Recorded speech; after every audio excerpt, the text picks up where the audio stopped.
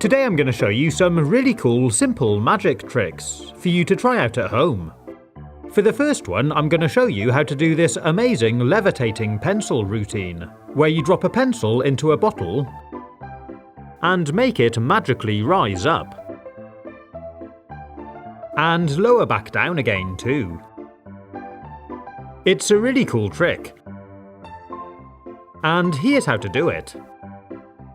You need to use a bit of thread, or you could use clear fishing line. I used this dark thread because it's the same colour as my shirt, but to demonstrate how to do the trick, I'm going to use this red string instead. We need a piece about 35 centimeters long.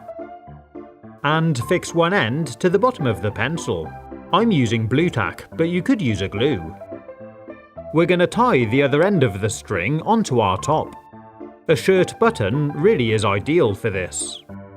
Once you're tied on, it should look like this. Remember, if you're using a very thin thread, you won't be able to see it. To do the trick, place a clear glass bottle down straight in front of you. When we drop the pencil down into the bottle, the thread goes with it. And we can raise the pencil by moving our body back away from the bottle. And come forward again to lower the pencil down.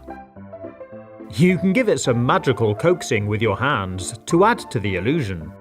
Now let's see again how the performance looks using a thread.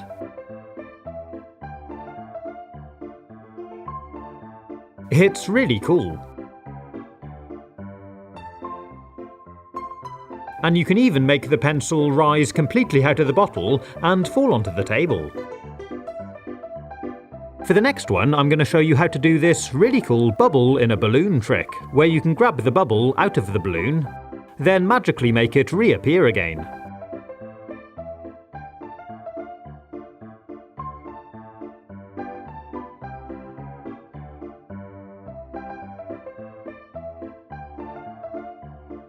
To do this, we need some long balloons, usually used for animal shapes. Take a balloon, and before inflating it somewhere in the lower half, give it a good stretch back and forth like this. Then do exactly the same just under the top of the balloon. Now inflate it with a couple of pumps. We're after a nice roundish ball. Then tie it off. Now look what happens when I squeeze it. It jumps between the areas where we stretched the balloon. So here, when it appears I'm pulling the bubble off the balloon, I'm actually squeezing it up to the top, which is hidden behind my hand. And when I want it to reappear back down at the bottom, I just give it another squeeze.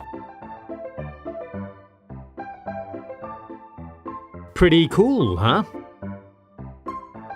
It takes a bit of practice to make your performance look right, but it is a great fun trick.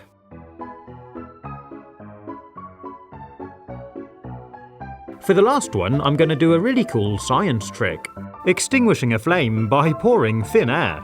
This trick requires a bit of preparation. We need a couple of glasses, a couple of drinking straws, and a balloon. Cut off the bottom of the balloon like this. Then push the end of one straw into the other to give you something which looks like this.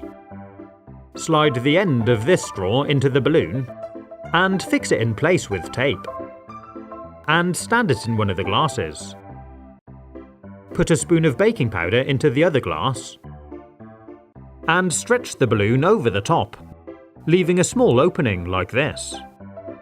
Now pour some vinegar in and quickly stretch the balloon to seal over the top. The vinegar and baking powder start a chemical reaction, making bubbles of carbon dioxide. And we're collecting this gas through the straws down into the glass. Because CO2 is heavier than air, it sits at the bottom of the glass, even though you can't see it. And it's this gas which will extinguish a flame. When it's finished bubbling, you can remove the straw and use our glass of carbon dioxide to perform the trick. Just pour the gas out of the glass onto the flame. You could even get an audience member to do it. It looks like you're pouring thin air, but it's actually heavier CO2. And it puts out the flame. I didn't quite have enough to do all 3 of these candles. So I refilled it and tried again. I hope you've enjoyed watching this video. If you want to see more, you can click on the links or take a look at my YouTube channel page. Stay safe, have fun, and as always, thanks for watching.